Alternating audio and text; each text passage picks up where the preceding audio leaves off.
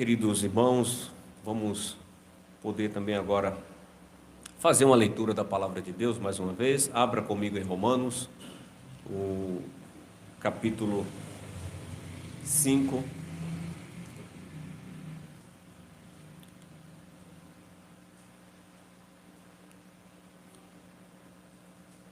E vamos ler a partir do versículo 12. Romanos capítulo 5. Vamos ler do verso 12 até o verso 21.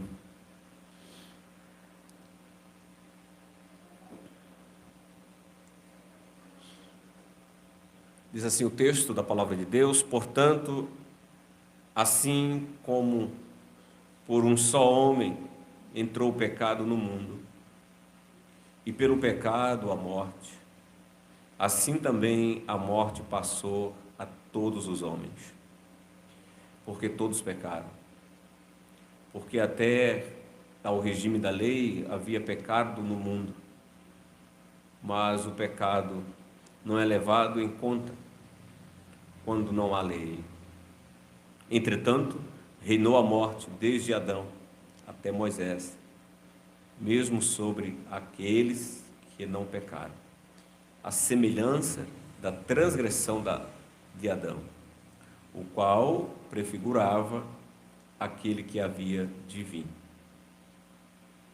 Todavia, não é assim o dom gratuito como a ofensa, porque se pela ofensa de um só morreram muitos, muito mais a graça de Deus e o dom pela graça de um só homem, Jesus Cristo, foram abundantes sobre muitos.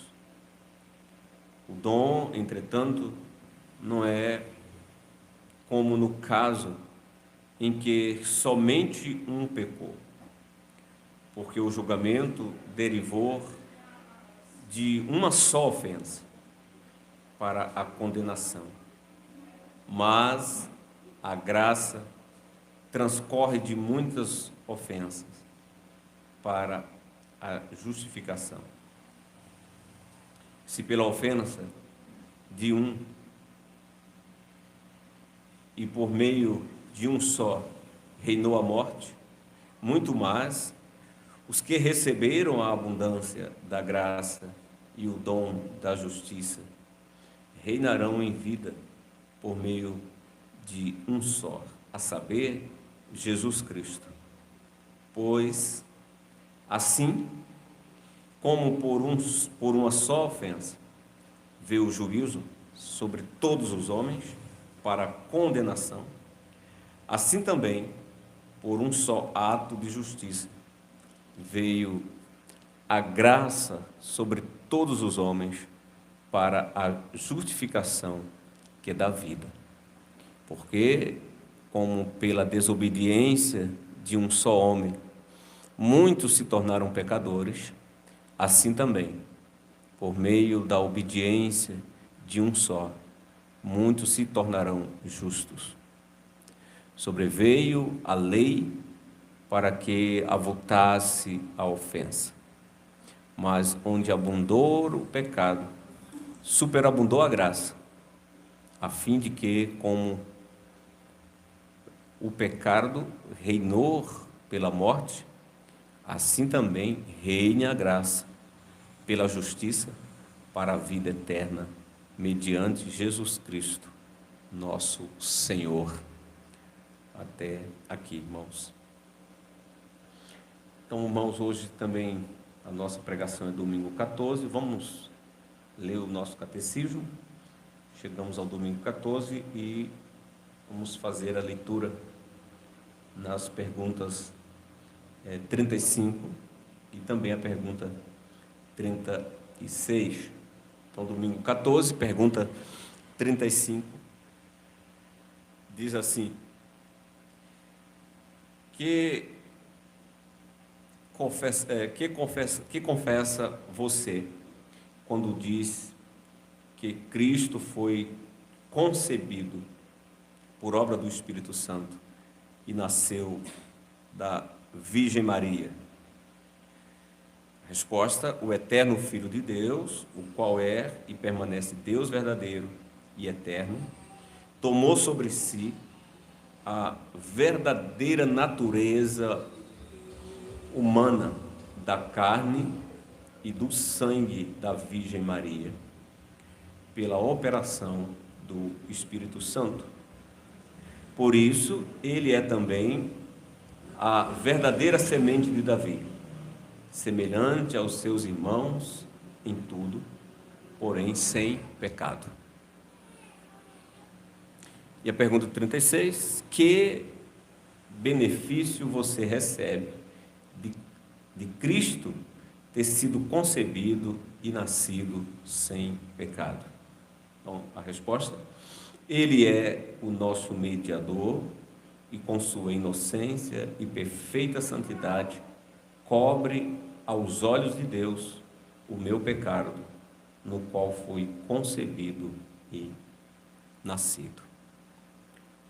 Esta é a doutrina contida aqui no domingo 14. Então, amada congregação do nosso Senhor Jesus Cristo, como temos observado, irmãos, nos últimos domingos nós ouvimos pregações sobre o nome e sobre os títulos do nosso Senhor Jesus Cristo. Descobrimos que Ele é o ungido de Deus, Ele é o Messias, Ele é o Senhor. Agora, nos domingos 14 ao 19, nós vamos examinar, mais uma vez, olhando para a confissão, e o exame que a confissão faz é sobre a obra do nosso Senhor. Por quê? Porque é em sua obra de salvação que Ele mostra a si mesmo. Ele mostra a si mesmo como o Salvador, Ele mostra a si mesmo como o Cristo, né? O único Senhor. É pela sua obra de salvação, seu próprio nome, né? Aquele que veio para salvar, e Ele veio nos salvar por sua vida, por sua obra, né? Quando a gente fala que Cristo nos salva não só por sua morte, mas Ele nos salva por sua vida perfeita. Aquele que encarnou da Virgem, né, que, como diz o nosso catecismo, Ele foi concebido pelo Espírito e sem pecado, e aqui viveu sem pecado por aproximadamente 33 anos. Então, assim, Cristo nos salva por sua vida, por sua morte, por sua ressurreição, por sua ascensão aos céus, por sua intercessão e por sua volta gloriosa. Isso é o propósito da salvação. E se você observa, isso também é a obra do credo, é a doutrina do credo. Observando agora esses próximos domingos, é sobre isso que o credo vai tratar. E por fim o credo vai, né, nos lembrar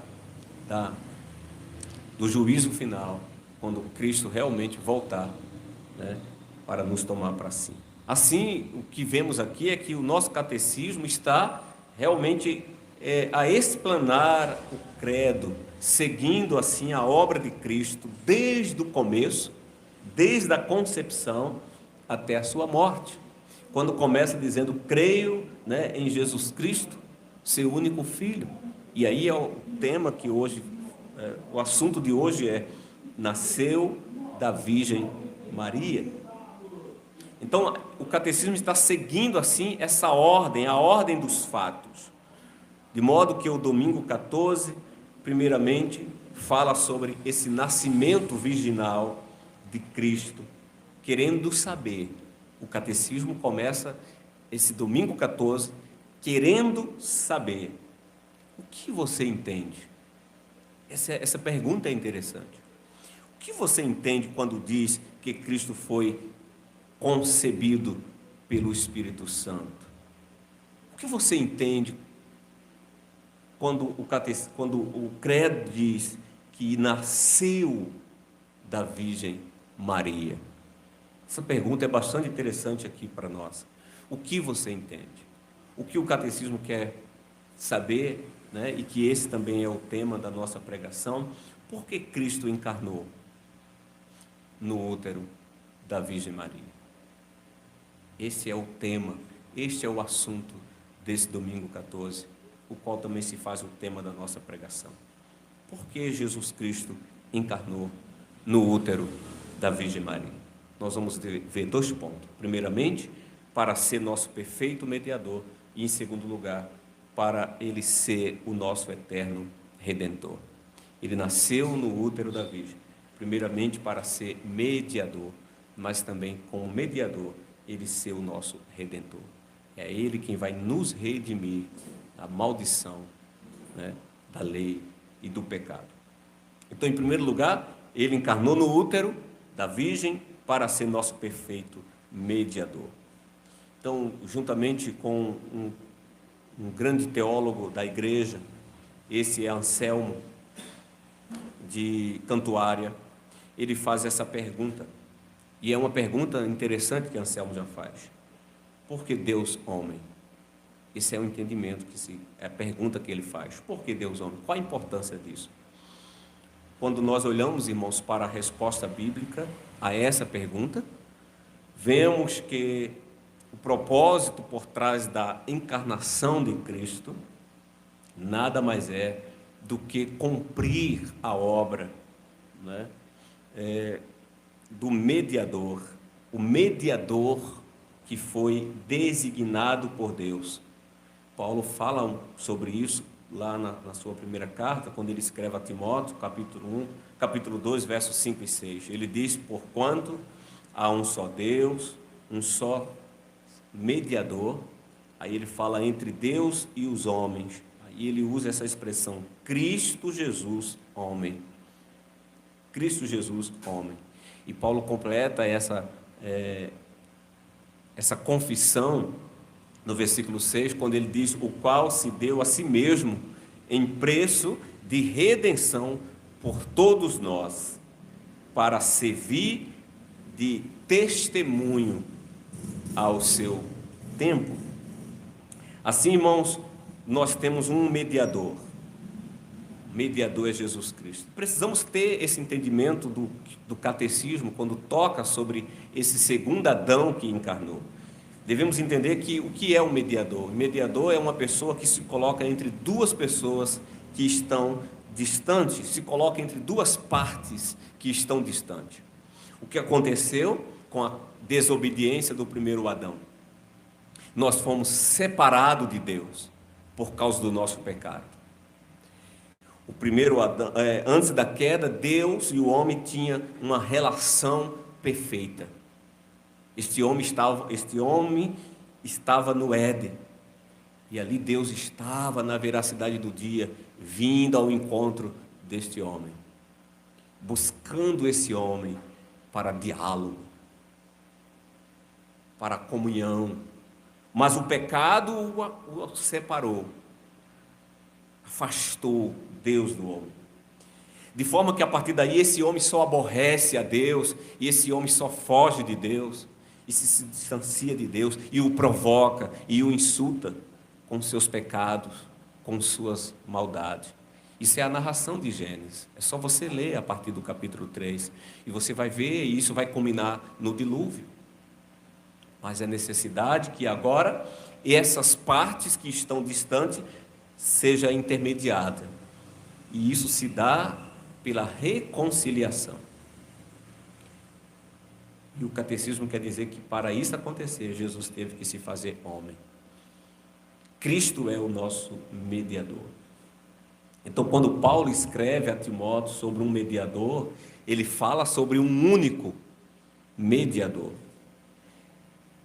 Esse único mediador que Paulo está falando, está se referindo àquele que é o único intercessor entre Deus e a humanidade. A humanidade caída, apartada de Deus, este mediador, Jesus Cristo, né, é de fato Deus homem. Deus homem. Esse é o grande, vamos dizer assim, o ministério dessa reconciliação. Essa reconciliação se dá por meio de Deus, homem.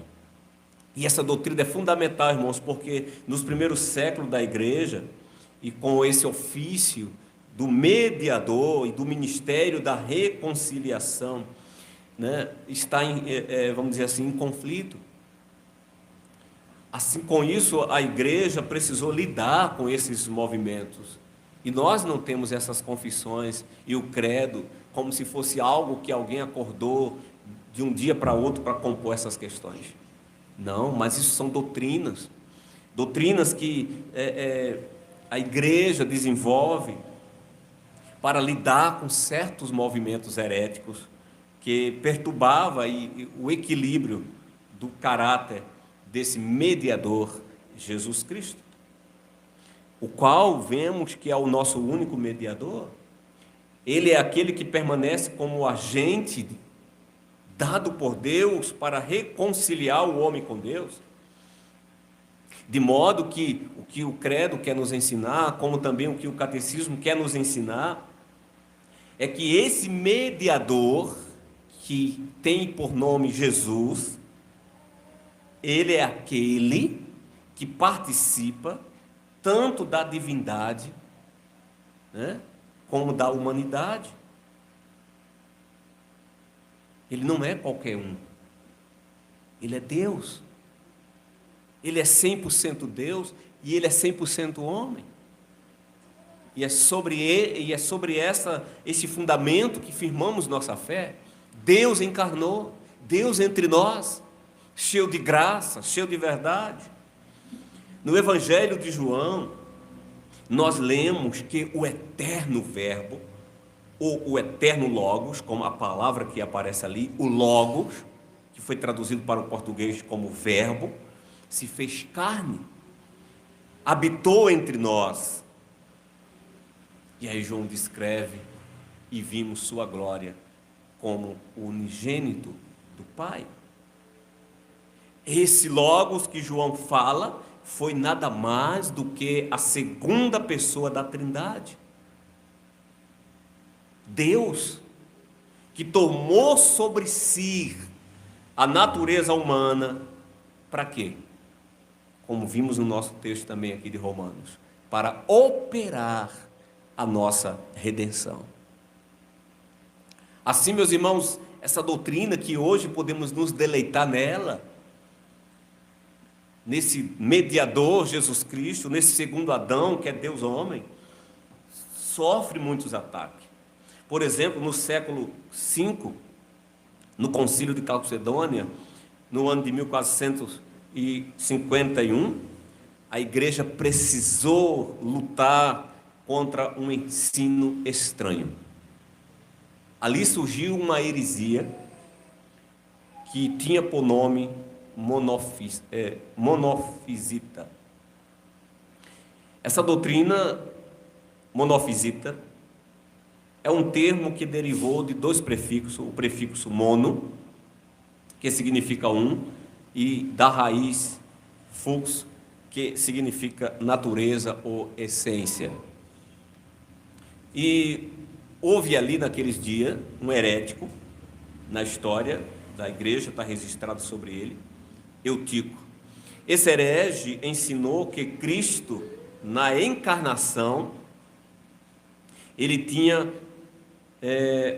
uma única natureza, a quem ele chamou essa natureza de natureza teantrópica. Essa natureza, a quem eles deram o nome de teantrópica, que também é a combinação de duas palavras, theos, que significa Deus, e da palavra antrópico, que significa homem.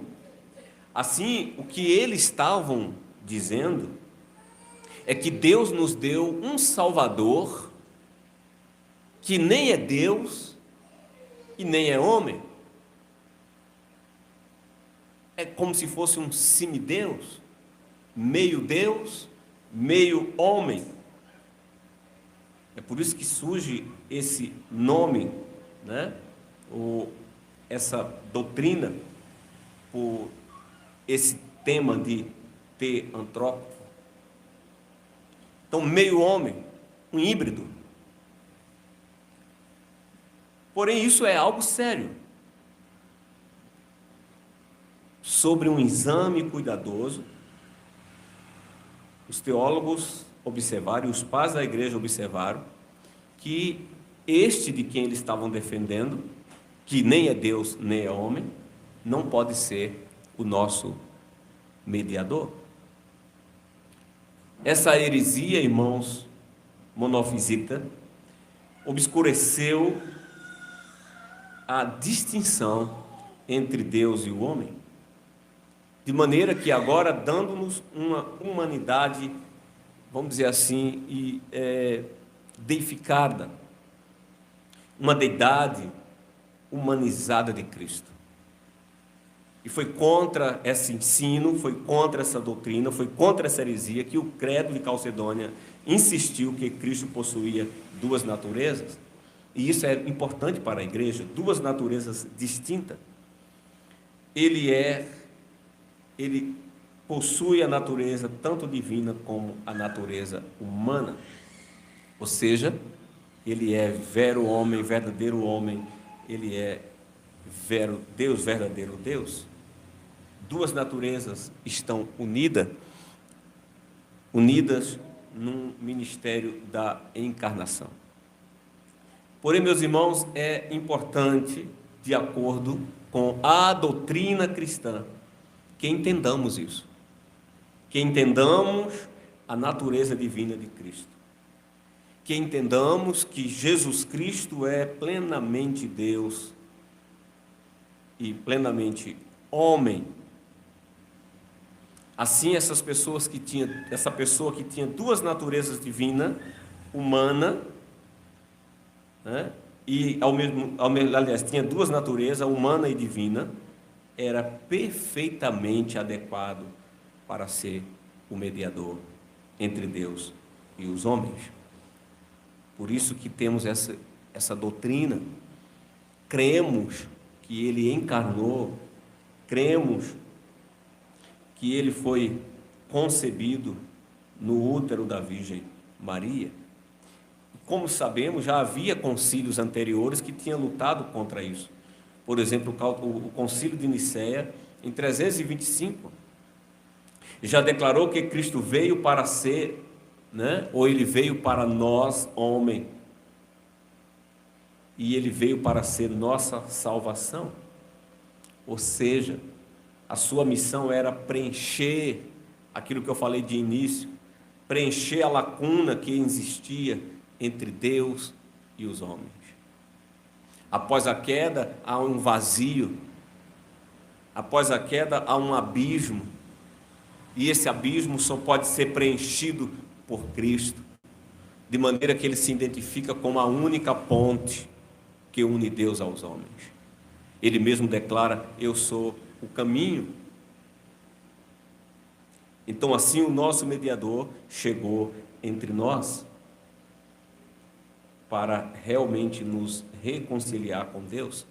E ele é Deus homem, que encarnou e que assumiu a natureza humana, né, da carne de Maria, como diz o nosso catecismo.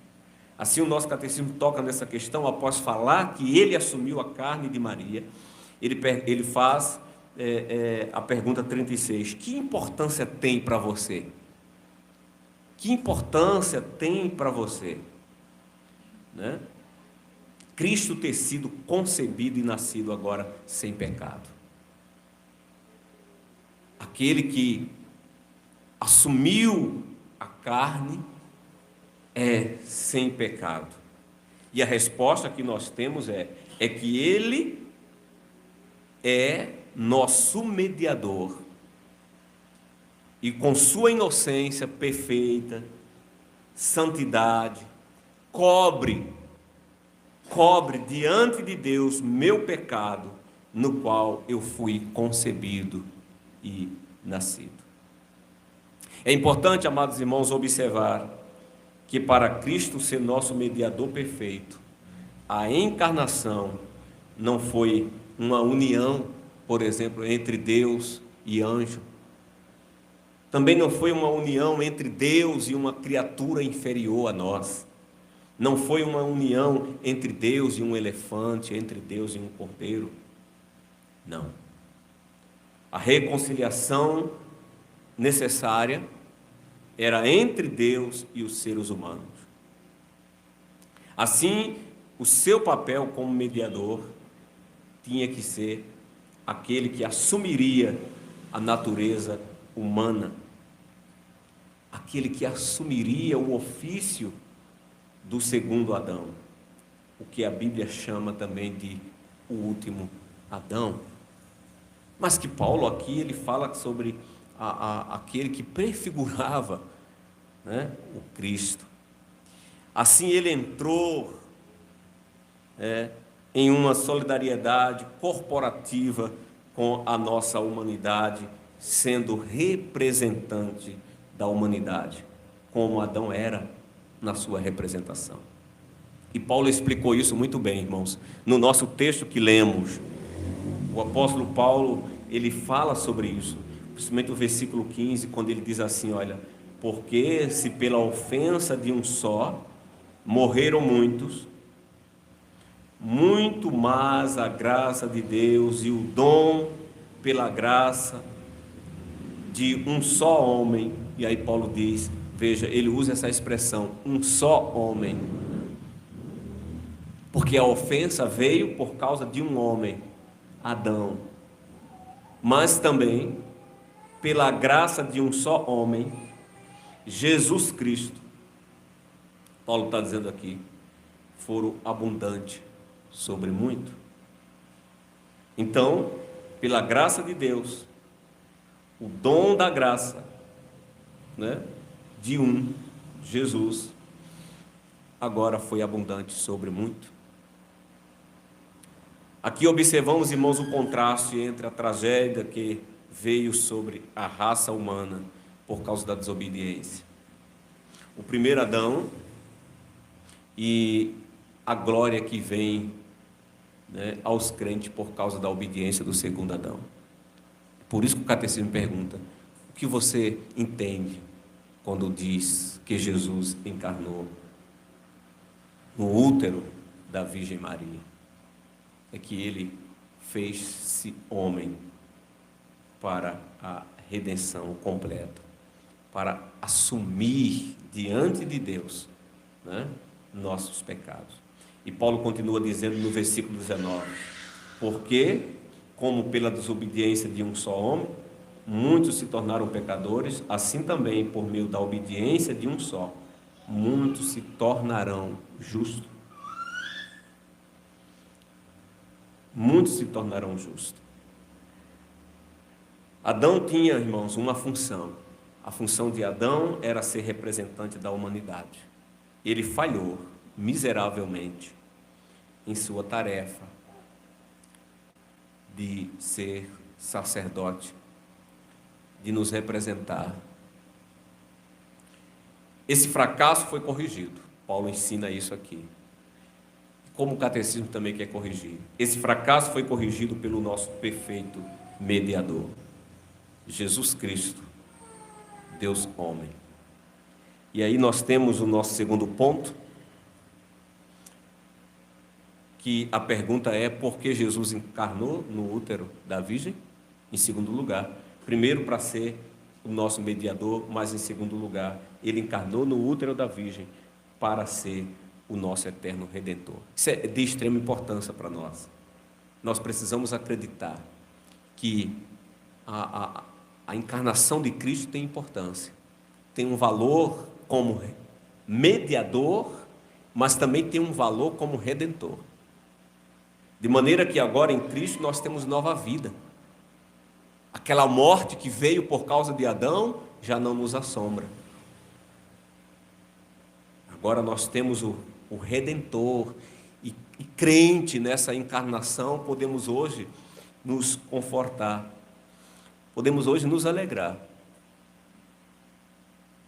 né? Porque agora nós temos a promessa da redenção. que é conquistada para nós por meio de Cristo. Paulo, escrevendo na sua carta aos 1 Coríntios, ainda fazendo esse contraste do Adão, do primeiro Adão, que por ele veio a morte, mas também do segundo Adão, que veio a vida.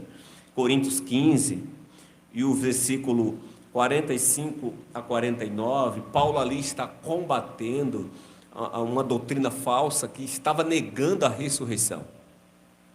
Eles estavam alegando, e isso tem a ver com a influência platônica, de que o corpo é mau, de que a carne é mau, e isso também é o gnosticismo, que vai se desenvolver no século II, que vai negar essa natureza humana de Cristo, dizendo que para ele ser Deus, ele não poderia ter vindo em carne, porque a carne é mau.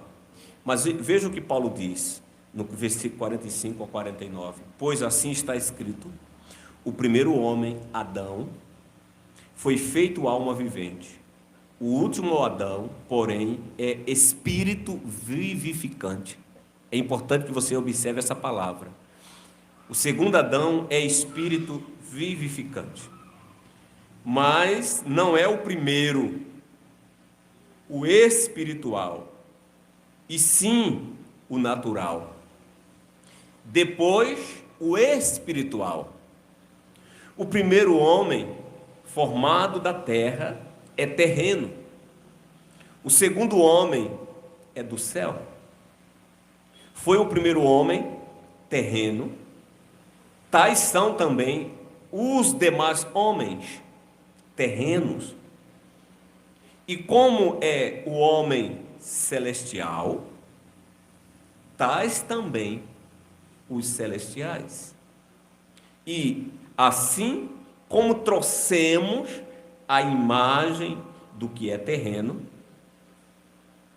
né, na nossa concepção, Paulo está dizendo que agora, regenerados por meio de Cristo, por meio do nosso Redentor, devemos também trazer a imagem do celestial.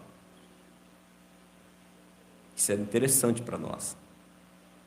Vemos aqui, irmãos, que o segundo propósito da encarnação de Cristo, o Logos, que tomou sobre si a natureza humana, o Verbo que se fez carne, ele fez isso para realizar a nossa redenção, cumprindo assim, irmãos, o papel de perfeito mediador entre Deus e os homens, mas para redimir o homem.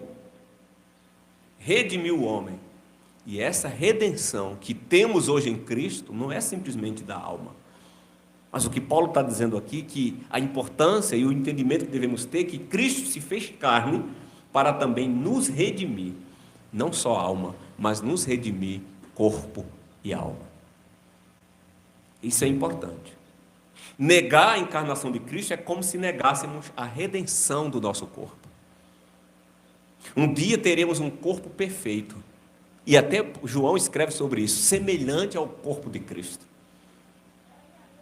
E como se deu isso? Isso se deu pela a obra da encarnação. Cristo assumiu um corpo para, por meio desse corpo, nos também constituir um corpo, como Paulo chama, um corpo espiritual, que um dia todos nós herdaremos. Assim, a nossa salvação agora é completa. Cristo nos redime, corpo e alma. A morte veio até nós pela desobediência. Mas Paulo agora está dizendo que agora temos um Redentor. E esse Redentor nos redimiu da maldição da lei, que é a morte. Diante disso, o entendimento que temos é que agora Cristo é o nosso representante, que satisfez as exigências da lei de Deus, de modo que ele obtém para nós a bênção que Deus prometeu às criaturas, ou aos seus filhos, que obedecessem à sua lei. É pela obediência da lei que se tem vida, mas o homem não foi capaz de fazer isso. Como Adão não conseguiu obedecer à lei, veio a morte. Porém, o novo Adão, nosso mediador e nosso redentor, aqui esteve